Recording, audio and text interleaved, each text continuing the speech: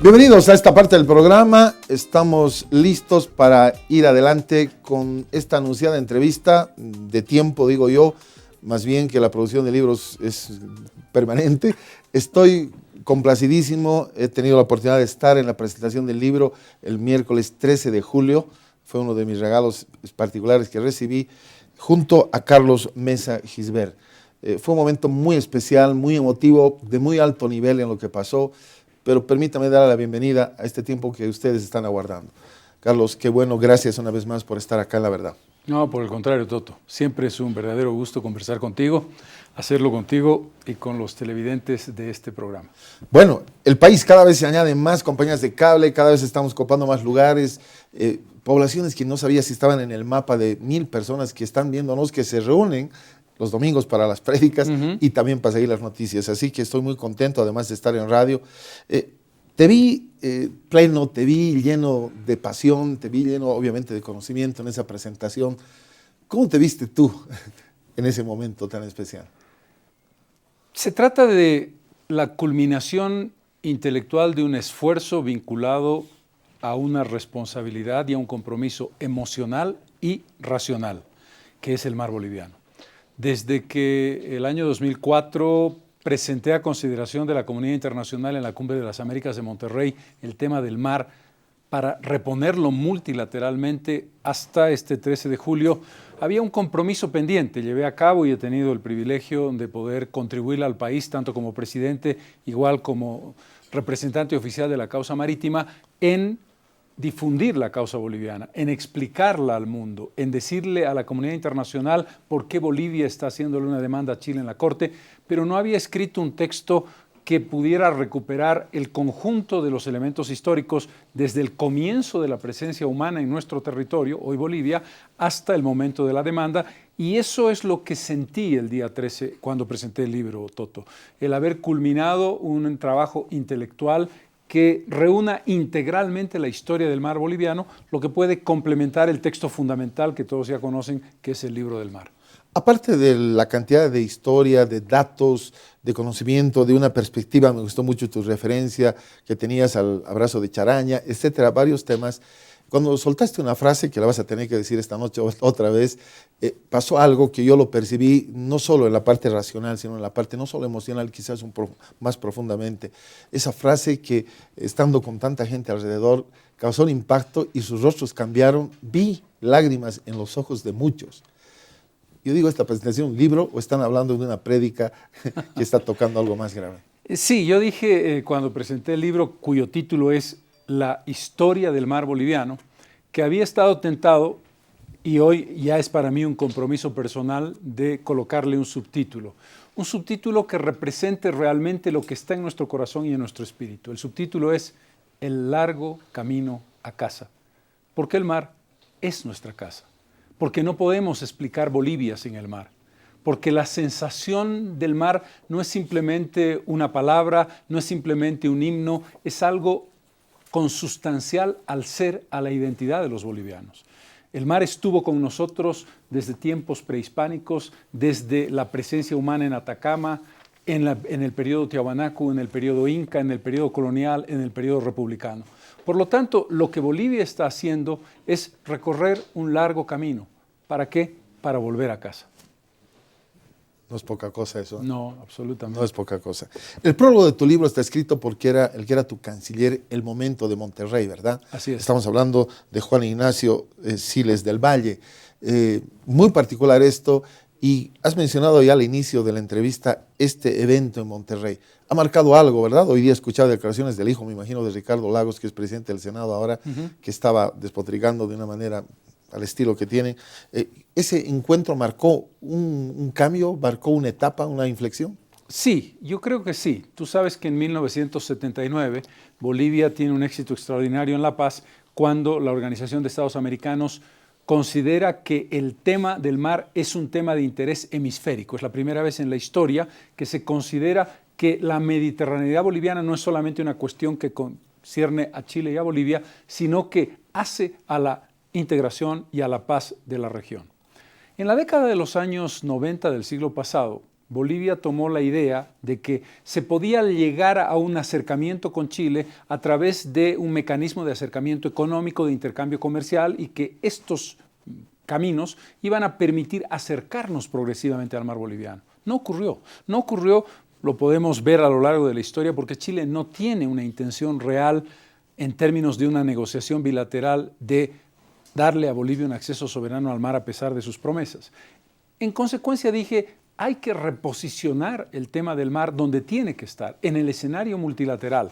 Bolivia siempre ha defendido la idea de que el bilateralismo, el trilateralismo o el multilateralismo son absolutamente legítimos, y Chile no te puede condicionar y decir solamente es una cuestión bilateral. Lo es, por supuesto, en lo esencial, pero hay mecanismos y caminos que te permiten aproximarte al tema, sobre todo para que la comunidad internacional tome conciencia de que hay un problema pendiente. Por eso creo que Monterrey en 2004 fue importante, porque después de muchos años volvimos a colocar la cuestión marítima en el escenario multilateral de la Cumbre de las Américas. Ahora, esa molestia, por decir la parte más suave que se me viene en este momento, permanente de autoridades, cancilleres, presidentes de Chile sobre el tema del mar, irritante para ellos, tan irritante, provoca reacciones como las que hemos tenido hoy día, pero ese día se fue más allá. ¿Fue tan duro tu actuación en el sentido de decir la verdad y confrontarla y no quedar callado y mirar a otro lado? Coméntanos, porque esto está volviendo otra vez repetidamente por varias autoridades a través del tiempo. ¿Me equivoco? No, en absoluto. Aquí el concepto tiene que ver con mi estilo personal. Yo fui claro, directo y duro en los conceptos, en las ideas, pero respetuoso en la forma y en el uso de las palabras. Básicamente dije, convoco al gobierno de Chile para iniciar en el escenario que sea menester, en el escenario que Chile crea más conveniente, sea el bilateral, el trilateral o el multilateral, a un diálogo para lograr una solución al tema del enclaustramiento forzado de Bolivia. Este fue básicamente la intervención mía, la petición que yo hice, y la respuesta del presidente Lagos fue: no hay nada pendiente entre Bolivia y Chile, y si de diálogo se trata, ofrezco relaciones aquí y ahora. Mi respuesta a esa propuesta fue: nuestro interés, por supuesto, como final de camino, es la reanudación de relaciones diplomáticas. Pero la reanudación de relaciones diplomáticas se hará una vez que el tema se haya resuelto, como prueba de que no hay ya nada pendiente. Ahora sí lo hay. Y la prueba de esto es precisamente que no tenemos relaciones diplomáticas. Y la prueba de que el problema existe es que estamos hoy aquí ante esta comunidad de presidentes de América expresando la necesidad de un diálogo que solucione el problema. Este fue básicamente la argumentación y la contraargumentación. Pero como siempre, seguro dijeron, bueno, aquí reclamaron, no pasa nada, venimos a otro evento y se acabó la historia. Algo peor, Toto, que está expresado en el libro La historia del mar boliviano. El año 2004, el gobierno de Chile decidió, vulnerando, y esto sigue vulnerado, el Tratado de 1904, la privatización de los puertos de Arica y Antofagasta, que por cierto fue tomada por consorcios peruanos y chilenos. Vulnera el tratado porque el tratado establece una relación de carácter bilateral de Estado a Estado, del Estado boliviano al Estado chileno, me refiero al libre tránsito. Por supuesto, yo como presidente le di la instrucción al ministro Juan Ignacio Siles de enviar una carta formal de protesta al gobierno de Chile y de expresar que se estaba vulnerando el Tratado de 1904, cosa que Chile recibió y por supuesto no movió un dedo, ni se dio por aludida, ni modificó en absoluto la privatización. ¿Qué prueba esto? Que no es verdad que haya un interés por el diálogo, que no es verdad que en la lógica de los buenos modales y en la lógica de un reclamo formal va a haber una respuesta positiva de Chile. Chile actúa de manera unilateral y de manera arbitraria sistemáticamente. Lo ha hecho cuando nos bloqueó la importación de armas nada menos que en la Guerra del Chaco. Lo ha hecho cuando nos bloqueó la exportación e importación de insumos y exportación de minerales en la Revolución de 1952. Lo ha hecho endureciendo las condiciones arancelarias y las pararancelarias en los puertos. Lo hace con la privatización de los puertos de Arica y Antofagasta. Lo hizo desviando unilateralmente el río Lauca. También tenemos un problema en el río Quetena. Lo ha hecho históricamente en el contexto de definir una posición siempre reticente a abrir espacios de diálogo de los que siempre habla. Habla, queremos diálogo. ¿En qué consiste el diálogo? En una palabra muy simple: dilación. Cuando tú estás en buenos términos con ellos, te dilatan, te dan vueltas, te dan largas y acaban no resolviendo nunca nada. El tema de los 13 puntos que tuvimos con el presidente Evo Morales fue algo que rebasó el vaso, ¿verdad? Aquí hay una cosa que creo que vale la pena mencionar, vuelvo a insistir en el tema del libro La historia del mar boliviano, porque intenta trabajar de manera integral todos estos temas. Poca gente aquí recuerda hoy en Chile, en Bolivia sí, que no hubo un gobierno con una actitud más positiva y más esperanzada en lograr una solución negociada con Chile que el primer gobierno del presidente Morales y el primer gobierno de la presidenta Bachelet.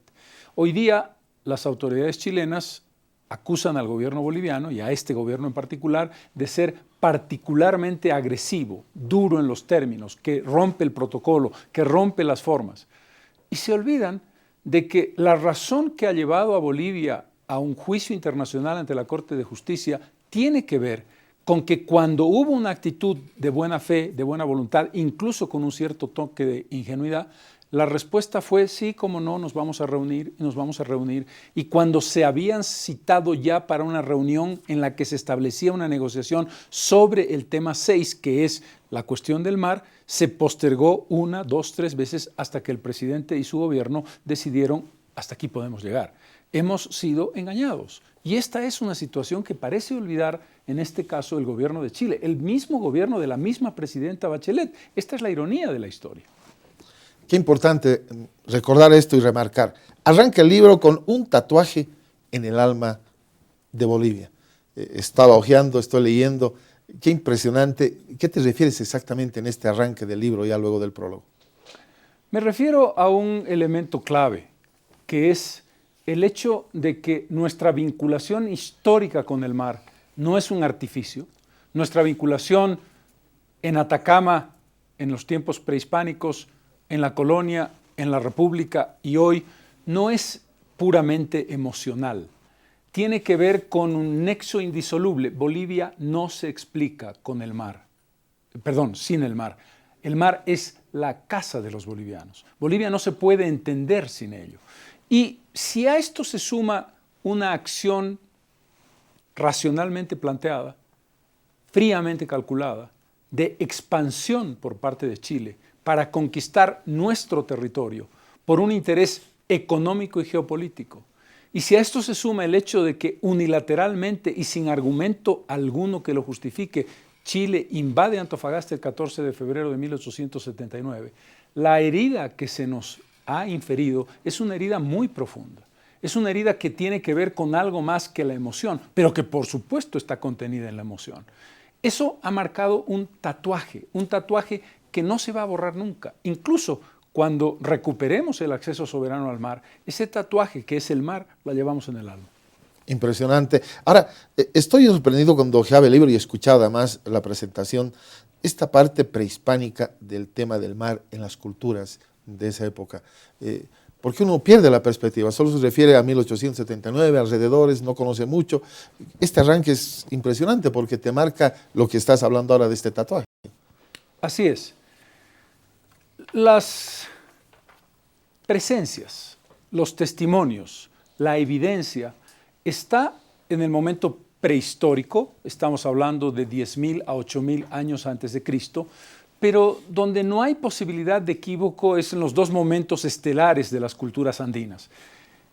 Primero Tiahuanaco, en el Valle de Azapa, que es próximo a Arica, y en la región de Atacama, que es próximo a Antofagasta y Cobija, hay complejos arqueológicos, hay restos arqueológicos con testimonios cerámicos y testimonios textiles que son exactamente iguales en su concepción, en su estilo, en su diseño, en su simbología ritual a la cultura tiahuanaco. Tú puedes encontrar en esas cerámicas formas que están en el centro ceremonial de Tiahuanaco, próximo al lago Titicaca, y en textiles la imagen de la cabeza principal de la Puerta del Sol, de manera más, digamos, sencilla, en esos textiles. En el periodo incaico, el Collasuyo incorpora la zona andina, incorpora Tarapacá, que fue luego territorio peruano, e incorpora, por supuesto, la totalidad de Atacama, que fue territorio boliviano. Estamos saltando ya al 1535, hasta tiempo de la independencia. Otro concepto, hablando de la conquista, la colonia, el mar de Bolivia ahí. Como todos saben, el primer acceso de los conquistadores españoles a territorio chileno es por el altiplano de Bolivia. ¿Quién lo hace? Diego de Almagro en 1535, que entra por el lago Titicaca, pasa por La Paz, pasa por Oruro, no existían en ese momento, y baja hasta Coquimbo. Y luego, quien hace la fundación de Santiago y es el conocido como conquistador de Chile, Pedro de Valdivia, en su relación al rey de España le dice cuáles son los límites y establece exactamente el despoblado de Atacama como el último límite, el límite que no tiene Chile, de lo que va a ser lo que entonces se llamaba Nueva Extremadura y después se conoció como Capitanía de Chile. Algo fundamental en esta historia, Toto, es Arica. Arica es una ciudad creada en el siglo XVI y su creación tiene que ver exclusivamente con Potosí. ¿Por qué? Porque la corona española necesita un puerto que haga la exportación de plata potosina y que permita la importación de los elementos para la vida de la ciudad de Potosí. La otra ruta era la ruta de la Plata, del Río de la Plata, que es Buenos Aires, pero era una ruta mucho más larga y mucho más cara. La prueba de la importancia de esta relación entre Potosí y Arica es que el escudo de Arica, en su parte superior, otorgado en el siglo XVII por el rey de España, tiene el Cerro Rico de Potosí, de manera inequívoca. Es decir, el escudo de Arica, su figura central es el Cerro Rico de Potosí, para que no quepa duda alguna del tema. El virrey Toledo, que es el virrey más importante de organización del Estado colonial peruano, le pide a las autoridades de Sevilla que Arica pase a depender de la audiencia de Charcas. Y lo hace por razones obvias, porque la vinculación Potosí-Arica es clave. Y Sevilla se niega. A pesar de ello, Toledo dice, las cuentas las va a llevar la audiencia de Charcas, en La Plata o Sucre, y la aduana de Arica va a rendirle cuentas a las autoridades de la audiencia de Charcas. Eso ocurre durante el virrey Toledo, la mala suerte. Si Toledo hubiese tenido éxito, probablemente no estaríamos sentados tú y yo aquí, porque Arica hubiera sido boliviano, hubiera sido parte de la audiencia de Charcas, nunca dejó de ser parte de la audiencia de Lima, y es obvio que Arica siempre ha sido el puerto natural de Bolivia.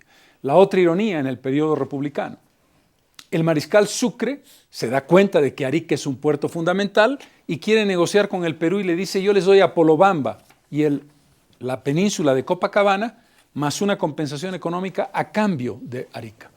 El presidente del Perú se llama Andrés Santa Cruz, 1826. Boliviano. Boliviano. Y Santa Cruz le dice no. Y luego Santa Cruz, que se da cuenta del gravísimo error que ha cometido, dice cómo un boliviano iba a hacer un canje que después iba a ser para el presidente Santa Cruz un baldón en el Perú. Gran error. Tan gran error es que en 1833 Santa Cruz, ya presidente de Bolivia, trata de negociar con el presidente del Perú, Agustín Gamarra, y le pide a Arica a cambio de lo mismo que Sucre le había pedido a él. Y Gamarra le dice ni hablar, no. El error no pudo ser subsanado. Y Arica primero fue de la Audiencia de Lima y después fue de la República del Perú.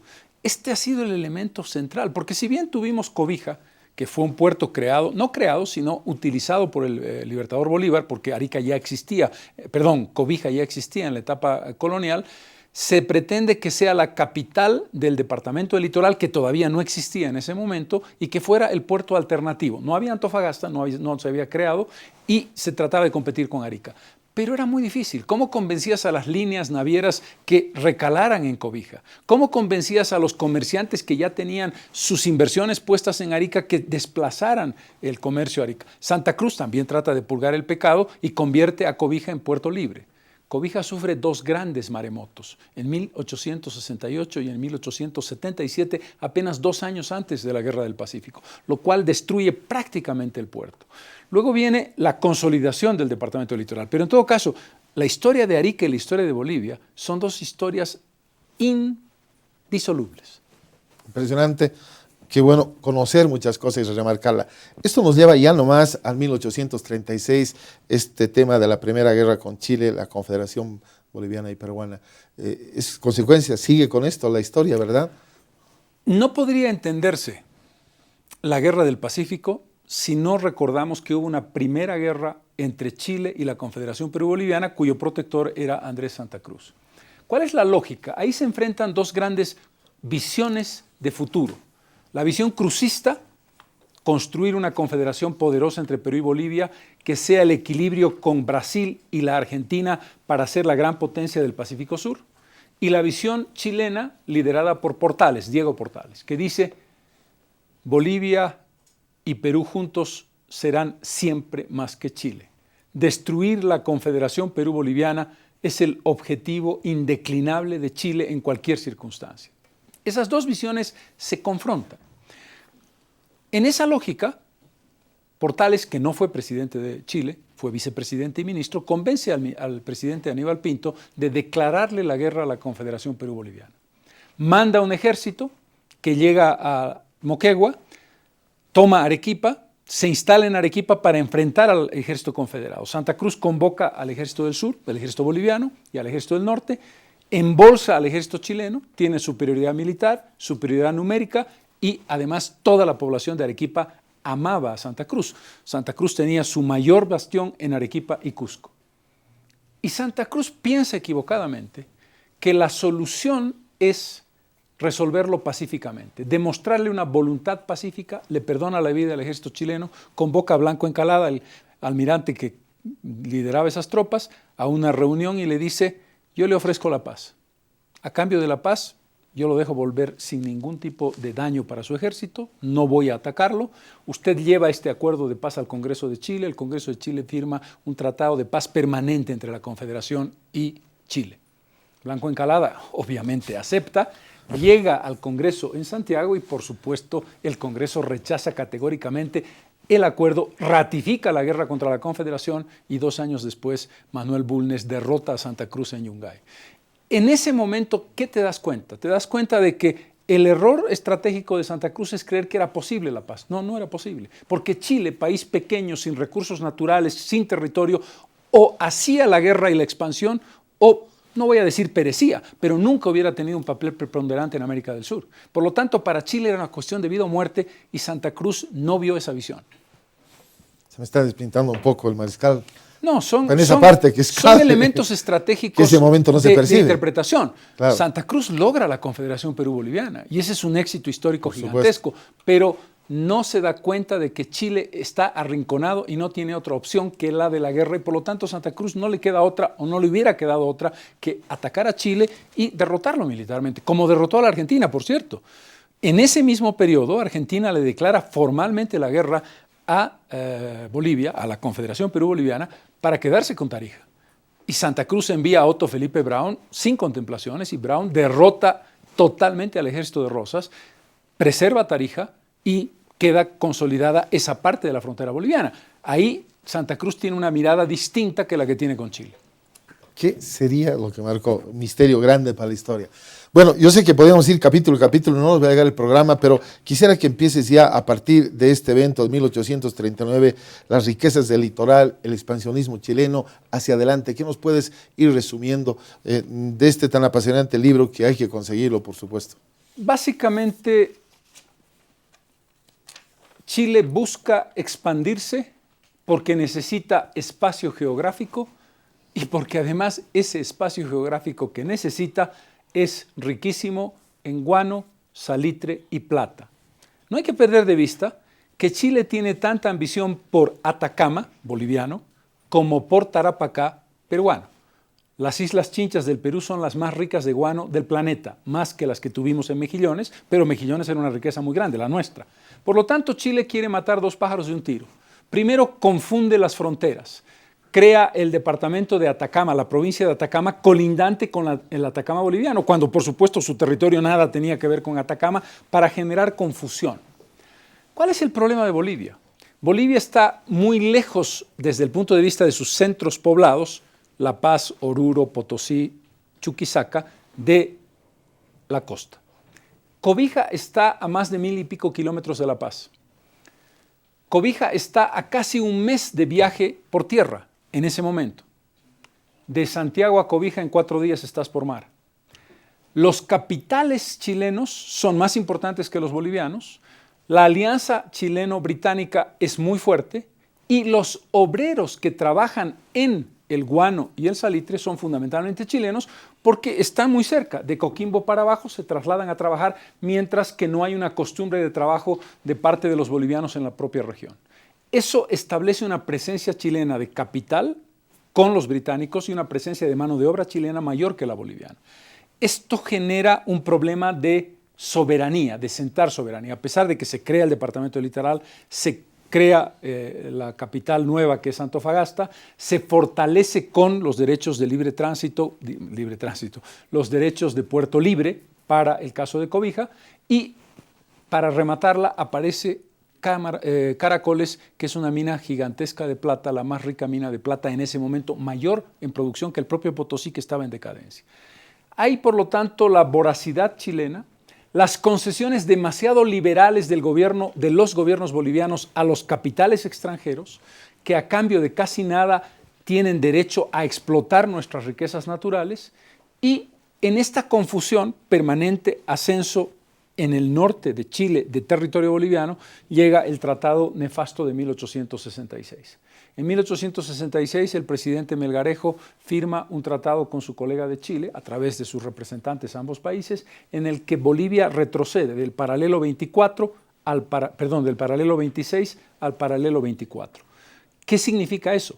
Que las riquezas de la zona de Mejillones van a ser compartidas por ambos países. ¿En virtud de qué se firma ese acuerdo? Se firma en virtud de que objetivamente se había producido un recorrimiento, la palabra no es correcta, se habían recorrido las fronteras a través de la presencia de mano de obra, de población chilena que confunde, y la negativa de reconocer el paralelo 26 y el río Salado por parte de Chile como frontera. Chile comienza desde 1842 hasta la Guerra del Pacífico a decir: no, estas no son las fronteras. Estamos en discusión sobre los límites del uti possidetis iuris, que es el momento en que nacen las repúblicas independientes, de lo que eran los límites de la audiencia de Charcas con relación a la capitanía de Chile. Chile empieza a negar la validez de los papeles incuestionables sobre el río Salado que Bolivia tenía. Qué impresionante. Realmente tenemos que tener este libro porque es un tema que estamos viviendo actualmente y es lo que tenemos que conocer.